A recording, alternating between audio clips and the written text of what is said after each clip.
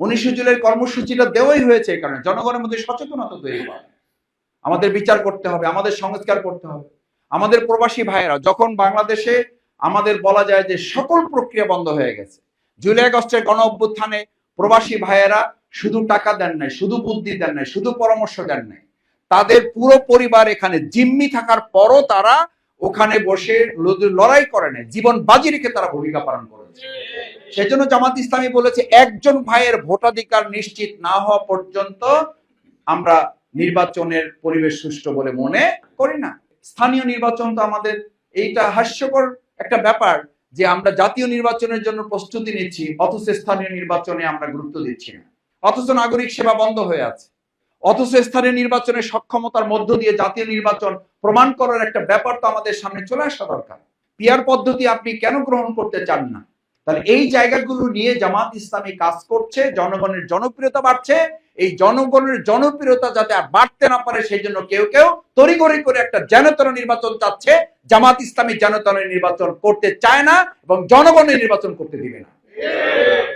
মানে একদিকে আপনি খেয়াল করছেন যে জামাতের জনপ্রিয়তা বাড়ছে, আর একদিকে আপনি খেয়াল করছেন আপনার জনগণ বিরোধী কর্মকাণ্ডের কারণে, চাঁদাবাজির কারণে, দুর্নীতির কারণে, লুটপাটের কারণে এবং থানা ঘেরাও করার কারণে আপনি এখন প্রায় আমরা পত্রপত্রিকা নিউজ দেখছি অমুক জায়গায় অ্যারেস্ট হয়েছে, অমুক জায়গায় অস্ত্রসহ গ্রেফতার হয়েছে।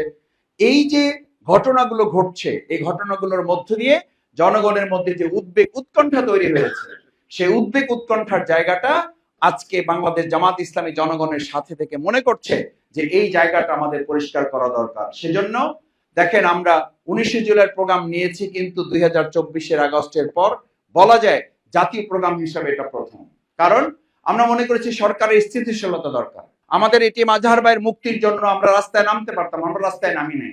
জামাত ইসলামী নিবন্ধনের জন্য আমরা রাস্তায় নামতে পারতাম, আমরা নামি নাই। আমরা আমাদের প্রতীকের জন্য রাস্তায় নামতে পারতাম, আমরা রাস্তায় নামি না, আমরা ধৈর্য ধারণ করেছি। আমরা যদি আগামী 15 বছর, আগামী 30 বছর এই দেশটাকে ভালো রাখতে চাই, তাহলে আগামী 19 জুলাই আমাদের একটু ত্যাগ এবং কোরবানি পেশ করতে হবে। 19 জুলাইয়ের প্রোগ্রাম জামাত ইসলামের প্রোগ্রাম না, 19 জুলাইয়ের প্রোগ্রাম এদেশের জনগণের প্রোগ্রাম, ঢাকাবাসীর প্রোগ্রাম। এটা জনগণের প্রোগ্রাম হিসাবে এটা জনস্রোতে পরিণত হবে ইনশাআল্লাহ। কারণ এখানে একটা দাবিও জামাতের সাথে সম্পৃক্ত নয়, প্রত্যেকটা দাবি জনগণের সাথে সম্পৃক্ত।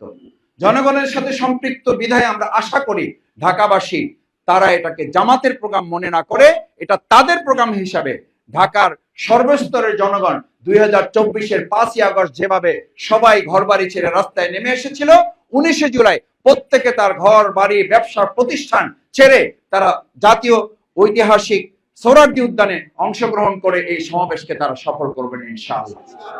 17 বছর আমাদেরকে চাপিয়ে রাখা হয়েছে। নিষিদ্ধ তো অন্য কাউকে করা হয় না, নিষিদ্ধ তো আমাদের থেকে করা হয়েছে। প্রতীক তো অন্য কারো নিষিদ্ধ করা হয় না, বাতিল করা হয় না, বাতিল তো আমাদের করা হয়েছে। অন্য কোন নেতৃবৃন্দকে তো ফাঁসির কাষ্ঠে ঝুলানো হয় না, ঝুলানো তো আমাদের হয়েছে। আমাদের নেতৃবৃন্দের উপর নির্যাতন শুধু চালানো হয় না, বাড়িঘর বুলডোজার দিয়ে ভেঙে দেওয়া হয়েছে। তাদের নির্যাতন নিপীড়নের বদলা নেওয়ার জন্য আজকের এই মুহূর্তে জামাত ইসলামী অগ্রণী ভূমিকা পালন করতে না পারে, তাহলে জনগণের কাছে আমাদের